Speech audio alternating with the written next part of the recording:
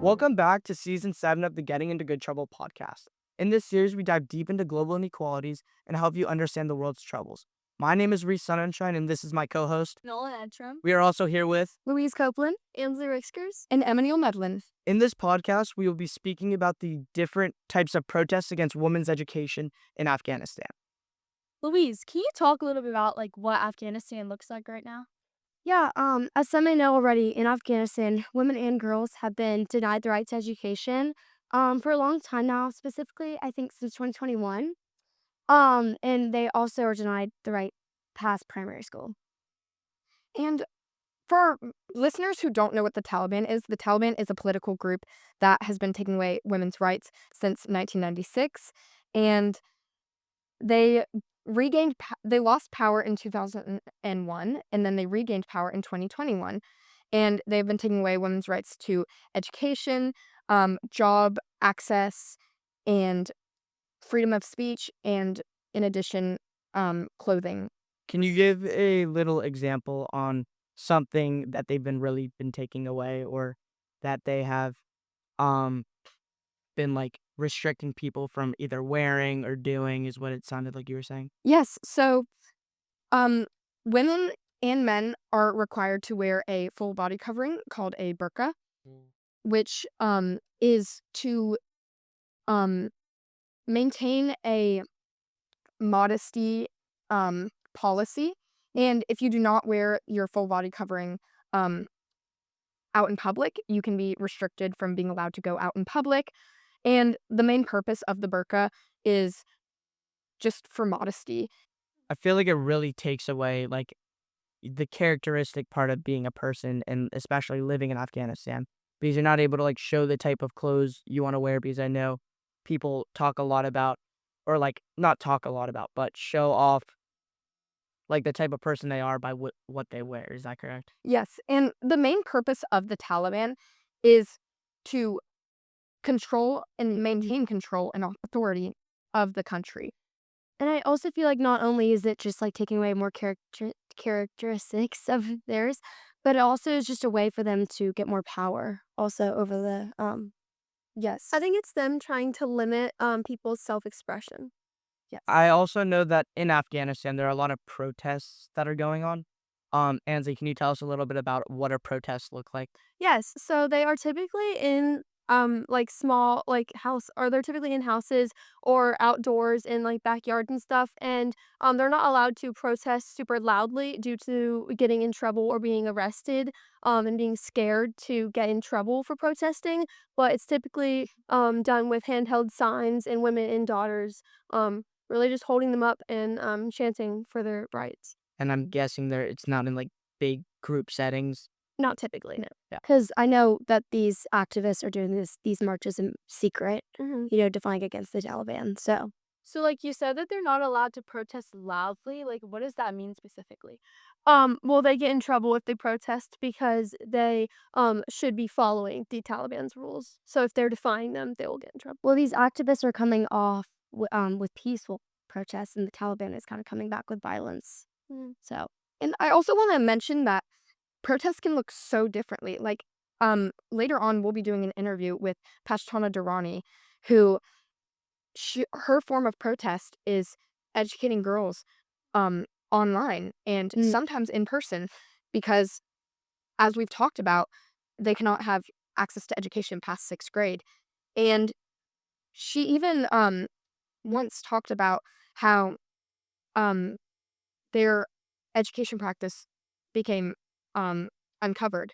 And she talked about how the girls and women and children had to hide their books, hide hard drives, and just the fact that education needs to be a secret in Afghanistan is just, I'm curious to learn more. In this organization, we're talking about another form of a protest is Learn. Yes. Learn is an organization run by the CEO and founder of Pashtana Durrani, and it's an online and community-based thing. So the girls are able to, Pashtana is able to reach those girls who are banned from going to school, and she continues her work from exile, which is amazing, just Mm, so the girls can continue to learn.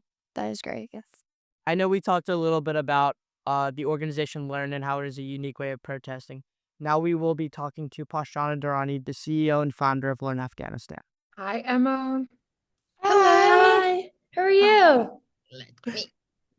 Hi. Thank you so much, girls, for waiting for me. I'm so sorry I was Yes, late. of course. Yeah. It's nice to finally meet you guys. Thank you so much for taking the time and meeting with me. Thank you so much. Thank you. We really appreciate this. So we know that you are the executive director and founder of Learn Afghanistan. Is there any way that you could tell us a little bit about the story and how you got to the name Learn? Sure. Oh, that's a very interesting question. I love that because nobody has ever asked me about the name Learn. Everybody asks me what happened there, what were you doing? So quick story about Learn. Learn was founded out of, I always say out of spite, because my cousin, she used to learn at home and she was not able to go to school because she used to live in a city where there were no schools for girls. And that became my, Roman Empire, where I was like, you know what, I'm going to fight for her and she's going to go to school. Fast forward, I helped her. We get her into school. We move the whole family into another city. She goes to school. But even with that, she couldn't access like the learning opportunities the way it should have been. And that's why I thought to myself, I was like, okay, my cousin is not the only one. When I did a little research, I thought everybody around me who was coming from rural tribal regions or had like came from places where there were no schools lacked access to learning opportunities and couldn't fit in those schools. So that's how Learn came into being. Now, when Learn came into being, there was a whole year in the process. I had to dodge like slippers from my mom because she was so mad because I was like taking a gap year. But also a fun story about the word learn is I was like, okay, what would be something that I would resonate with a lot? And the one fun thing I've discovered about myself after decades of research is I love learning. Whatever age I am, I have been in school. I used to love learning. I used to love going to school. Um, Not very young, growing when I was grown up, like very young. I was like, I hate this. But at the same time, even now, I am reading books, I am taking classes, I am always trying to find something to learn. So I think that resonated with me a lot. And then my younger brother, I have to give him credit for that. I was talking to him about some other words, and he was like, no, no, no, choose learn. I think it resonates with you. So I think that's the story of learn. Thank you for asking that question. Yes, thank you so much for giving us that answer. That's really interesting. Is it like a little bit of a process for like someone to get into Learn or for someone to start using I So education? we have tried to make it as easy as possible. If you're an Afghan girl anywhere in the world, you can just go to the website and say enroll now. And even if you're just like not even an Afghan girl and you still want to learn in Pashto or Dari, you can still go and enroll in now on the button on the website. And then you have like 24 hours where they send you intake forms, you send them their your ID card and everything. And then post that you are in, the teacher contacts you, they put in a class, and that's it. And then you continue start taking your classes. It's hybrid, sometimes it's in person, sometimes it's online and stuff like that. So it depends on, it is a process, but I Mhm. also have like a very long, I really want to make sure that when they enroll, they're not just left out on their own to figure out things. There's always Yes, a teacher to hold their hand. And even when they graduate, we try to make sure that they are engaged in one way or the other. So yeah, all of that. that's great. I love that. Yeah, yes, it's incredible. So talking about that, because girls are going on, say a website sometimes, how do you make sure you're protecting their safety and like privacy of like the students? We have very strict guidelines that we follow. There are certain things that we do not do. We do not share last names. We go with names that are chosen for them or that they choose for themselves as pen names. We never go with their first names that are like given to them on the ID cards. We ensure that we consent the parents before we ask them for any kind of video, audio, any kind of material. Last but not the least, even when they're appearing to school, they don't carry their books with them. Their phones that they take classes on are always supposed to be left at home. Even at times like the group chats that they have with their friends and schoolwork, it's either kept in archive or on apps that are encrypted so that they are not accessible. So we make sure that we don't put them in danger security wise online or physically. Yeah. Mhm. Since you have been like starting Learn Afghanistan, is there any ways that you have seen that the Taliban forming even more restrictions? Oh, the Taliban arrested a young girl day before yesterday, I would say, who was posing as a boy. And if you guys haven't, you should watch The Breadwinner. It's an amazing, amazing story about a young Afghan girl who tries to dress up like a boy and goes out and helps her family and tries to earn money and stuff like that. Yeah, yeah. So I think I remember. um, Yeah. that has happened for decades and decades in Afghanistan. Um, and there's a girl who was just arrested for that. Um, so in many ways, imagine you're a young girl, but you have to dress up, you have to disguise yourself as a boy just because you really need to help your family. Anywhere in the world that you won't be forced into that, but in Afghanistan, you're forced into that. Few weeks ago, the Taliban banned female literature. So any book that is written by a woman or young girl is banned now in Afghanistan. Before that, I think there was a time where they were like, oh, women cannot recite Quran in public. And then there was a time where they had a decree where they would say that women should be introduced to police and authorities if they are not obeying their masters or their husbands and men. So in a way, it's a gender slavery sort of thing that has never been recognized, but right now we are seeing it unfolding. Yeah. Mm.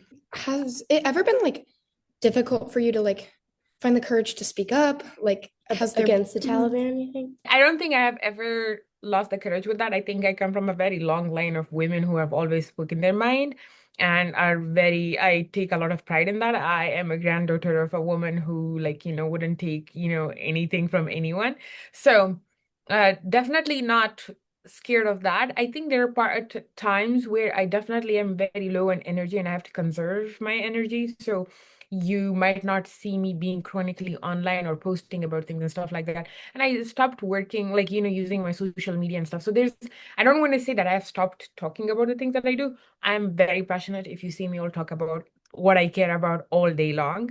Um, because there's a just fair world equally accessible for all people, not just Afghans, not just Americans, everyone around us should have access to that. Um, but what I have learned now is I'm more patient. Like I will approach things with patience. I won't be like chronically online and posting about it or something like that. Mhm. I would rather just focus on how do I better help that situation. So yeah. Yeah, that's great. Do you think there's something that like you wish you had heard growing up? So I think one thing I learned growing up was the fact that when I was very young, I was like, I'm gonna be the president of Afghanistan. Nobody can stop me. Uh, and I believed in it so much, and I was like a little delulu about it, but I believed in it so much. And now I think about it, I'm like, and I still carry that energy with me wherever I go. Like if you tell me something, I'm like, yeah, that's doable. Like I don't have this negative self-talk when it comes to doing things. So I think believing in myself like a child has always been helpful, and that's one thing I didn't know as much as a young person, but I believed in things, and now I've realized that, oh my God, that is my superpower. Like I'm so good at this. So yeah, that. And then the second thing I feel like my dad taught me, and it's just such a cliche. Like he would say, oh, education is your way and it's your freedom, and I was like, oh, bro, everybody says that, but now I hear it like, oh my God, it informs you. It informs your personality, your person, your you being a girl, you being a woman, your identity. So super grateful for those two lessons in my life. Yeah. Is there anything that you want to tell our podcast listeners that maybe we haven't gotten to yet? I think the one thing I would definitely say is be out there, be loud as young girls. Take your space, take more space. Um, and then last but not the least, be kind to yourself, be patient with yourself. I'm still practicing it. There are times when I don't do it, but I definitely think anybody who's listening to this, be compassionate, be kind. I think the world needs that right now.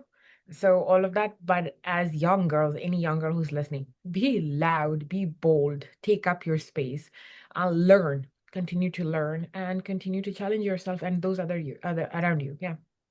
Okay, so now that we're back, let's hear a little bit about what you guys found interesting from the interview. Anything that surprised you that you didn't know beforehand. So during the interview, she actually told a really great story about how the name Learn came to be. She says that it was originally out of spite because she realized learning was something she loved doing growing up, and it had always resonated with her. Her cousin grew up not being able to live in a town where there were schools, and she eventually was able to get her cousin into school, and her brother, as they were talking about the name and coming up with something that resonated with her. That's really just what came to me, and it was a really great story. Yeah. Well, to build on that, I thought it was really interesting when she talked about how seriously she takes the protection of her students when applying to this school. Like the websites, they have a lot of protection over that, and I think that's a really important thing to take away. What I took away from the interview was just like the pride and like fearlessness she has for everything that she does, and just not being afraid to speak against the Taliban, and just trying to provide education to as many girls as she can. I agree. Really inspired. Because when we talked to her we were kind of, asking her a little bit about the Taliban and how are you so brave to talk about this? And are there any things you fear when talking about this? And she just has so much courage. She's just like, I don't care. Like she really takes to heart how important it is for her students to get the education that she's always wanted. Yeah, she really wants to spread her story, and it's amazing on how much she's talked about it, how much she's grown her company, the Learn Afghanistan organization, and everything. And you can just tell by the way she talks in the interview. I mean, she's so passionate about it. It's great. You could tell the moment she hopped on the interview, she wants to be there. She wants to talk about it. Yeah. Okay, so now that we're already on that topic of Pashtana Journey and how amazing that interview really went, I definitely recommend researching a little bit about her and her social accounts, because as you can tell already, we took a lot away from that interview and talking to her. Thank you so much for listening to this episode of the Getting Into Good Trouble podcast. If you'd like to see more episodes, please go check out our page.